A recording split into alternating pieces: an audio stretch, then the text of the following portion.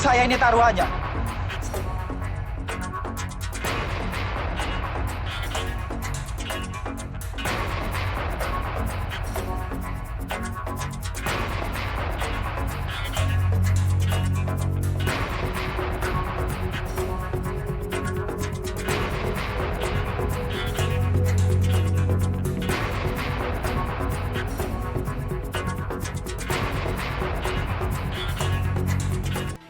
Sobat lapor Bang Roni dimanapun berada, white collar crime, kejahatan kerah putih, ya. Kejahatan kaum elit kalau dikatakan. Dan orang saat ini menganggap orang melakukan kejahatan itu karena motif ekonomi, karena kebutuhan. Biasa itu contoh orang maling karena dia nggak mampu beli beras, ya. Orang tidak mencukupi kebutuhannya untuk biaya hidupnya sehingga melakukan kejahatan, menodong, membunuh, dan sebagainya. Namun ternyata hal itu terbantah, bahwasanya kejahatan itu terjadi di kalangan ekonomi yang strata ekonominya lebih tinggi, sehingga dikatakan white collar crime. White collar crime.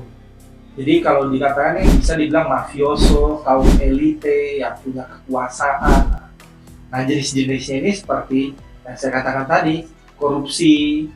Korupsi ini juga sangat-sangat besar, nilainya sangat fantastis, ya.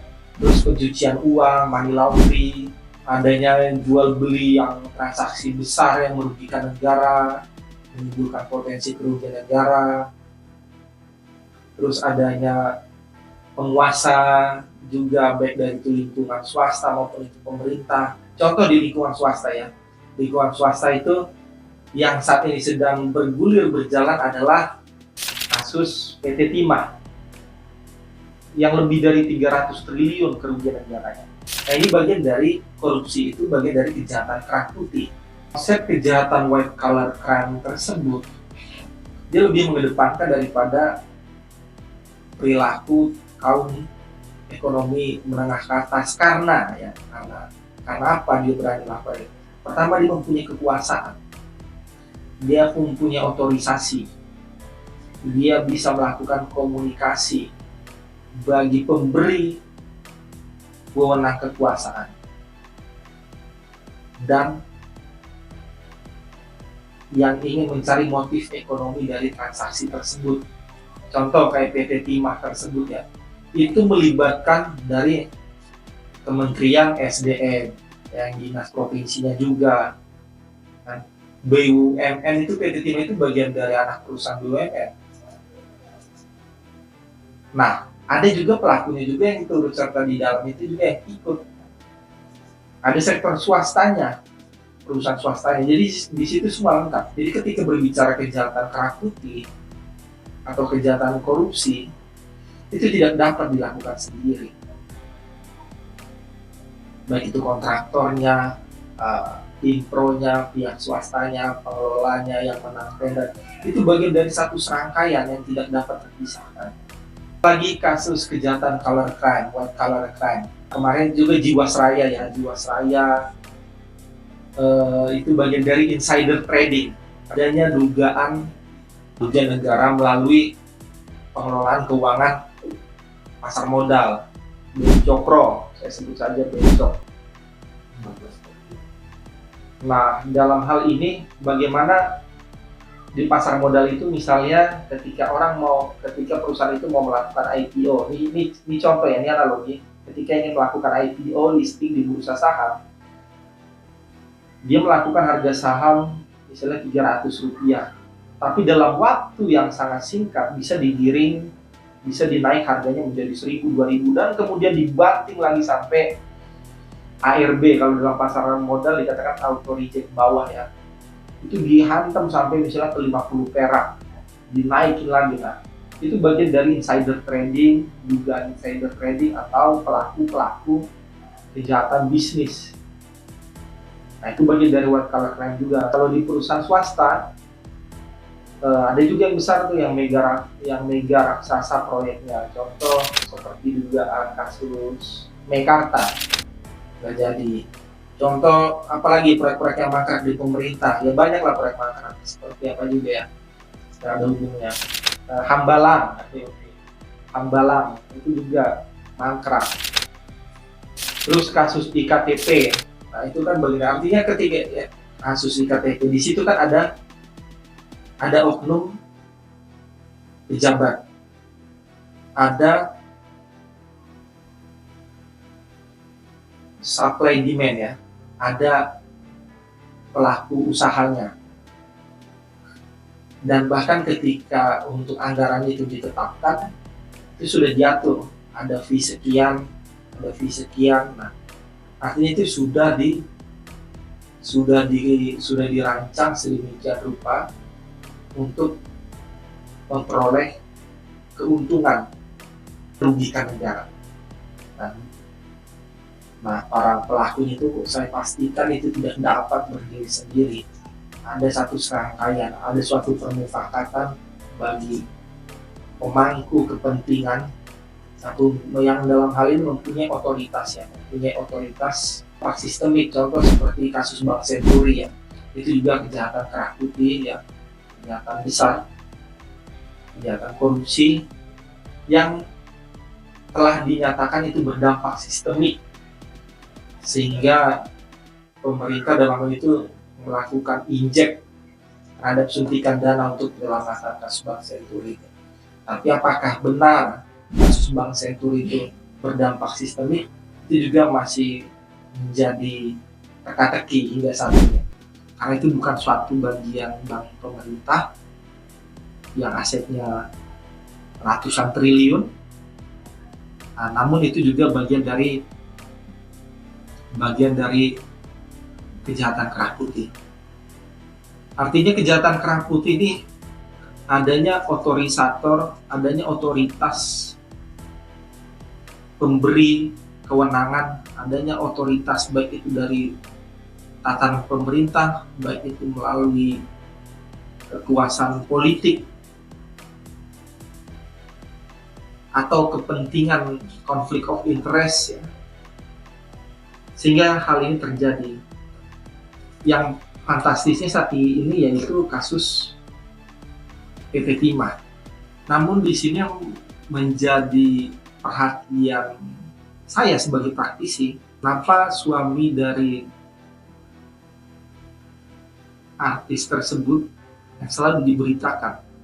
Ingat, saya sampaikan tadi ada satu serangkaian pemberi izin lahan tambang PT Timah.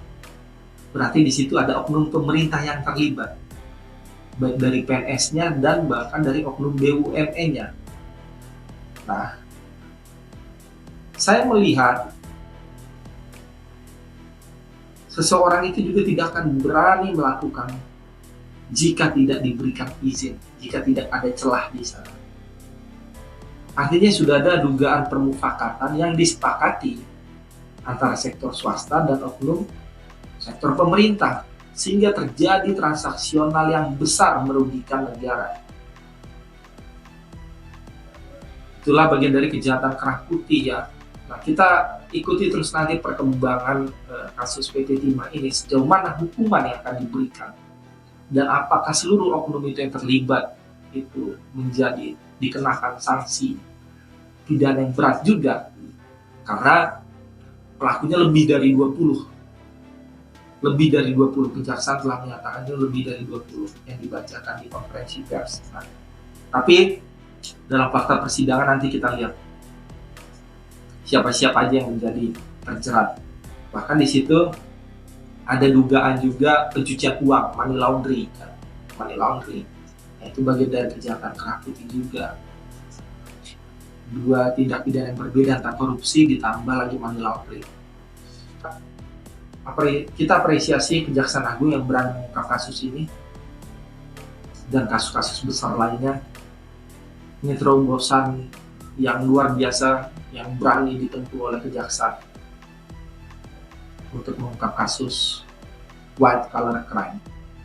Lapor Pak Roni, siap. Mafioso Pak Roni ya? Ya, mafioso benar. Ada BNI, EKTP, kasus Senturi.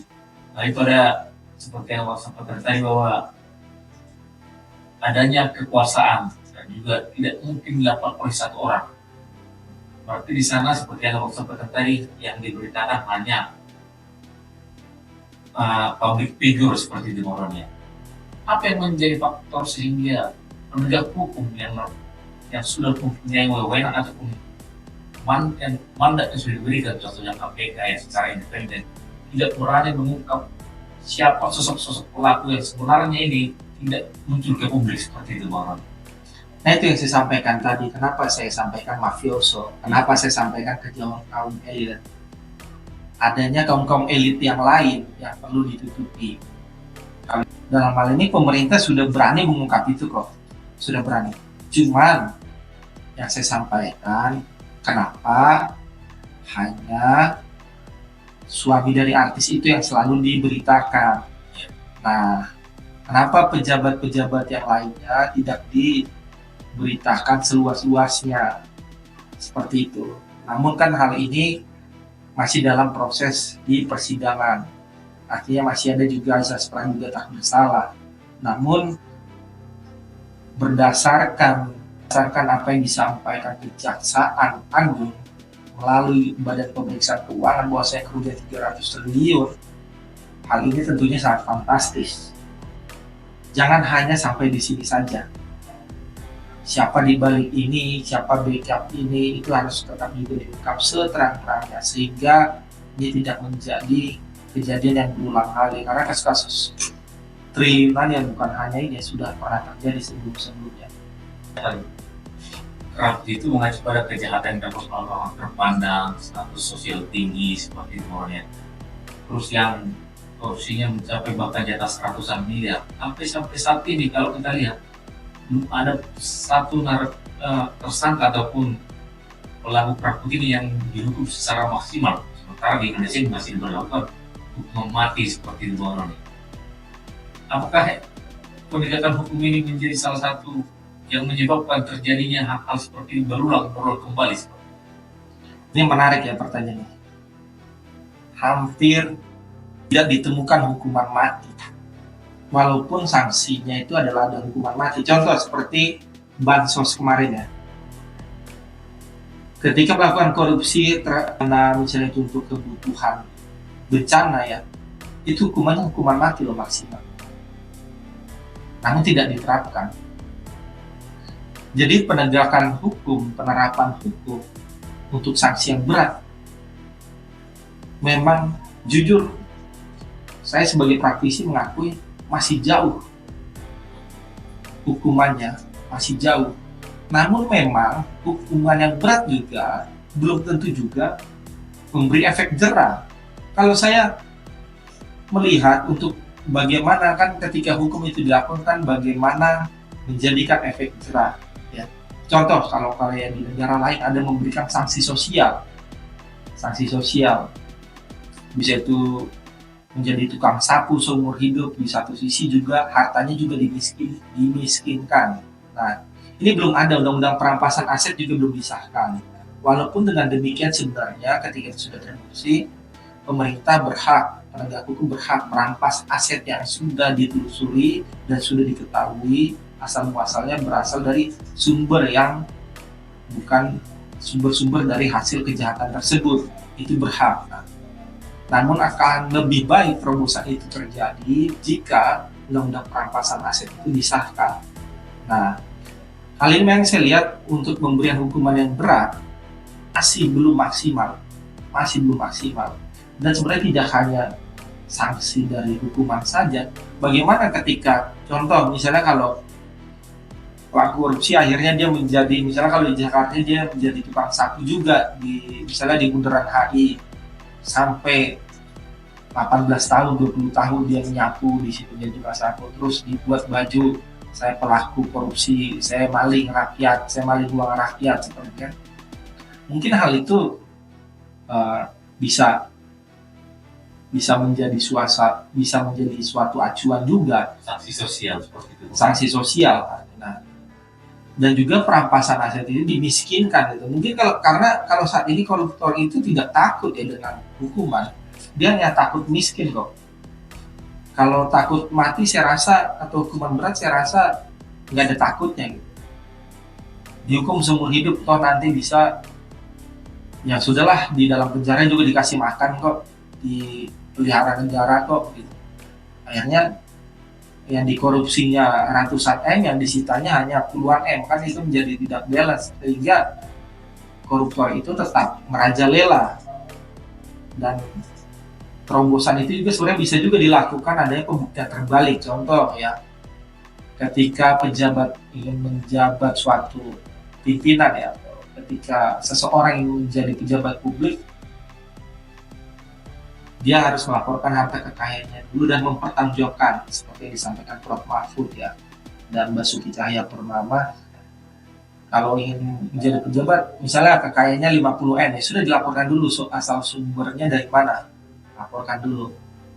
Jadi tidak serta-merta tiba-tiba uangnya dapatnya dari mana, itu yang tidak terbukti. Nah, itu seharusnya dilakukan pembuktian terbalik. Pembuktian terbalik, undang-undang perampasan aset, sanksi sosial, itu sebenarnya bisa memberi efek jerah. Namun hal ini masih jauh penerapannya dan belum ada keberanian dan keseriusan yang saya lihat. Kalau untuk mengungkapnya sudah berani, dalam hal ini kejaksaan sudah berani. Kita apresiasi kejaksaan berani mengungkap tersebut. Namun kita lihat nanti hukumannya. Semakin tinggi kekuasaan seseorang, semakin tinggi pengaruh atau otoritas seseorang, maka kejahatan itu juga kan semakin besar. Itu yang mau saya sampaikan dalam white collar crime. Artinya kejahatan itu bukan hanya di masyarakat menengah ke bawah. Bahwasanya kejahatan itu lebih besar di kaum elit. Sehingga tadi saya sampaikan ada, kalau di Italia bilang mafioso ya, kelas besar ya, kelas kakap. Seperti itu. Kita tunggu penegak hukum untuk mengungkap kasus-kasus besar lainnya, dan kita dukung kejaksaan dalam hal ini telah berani mengungkap kasus ini.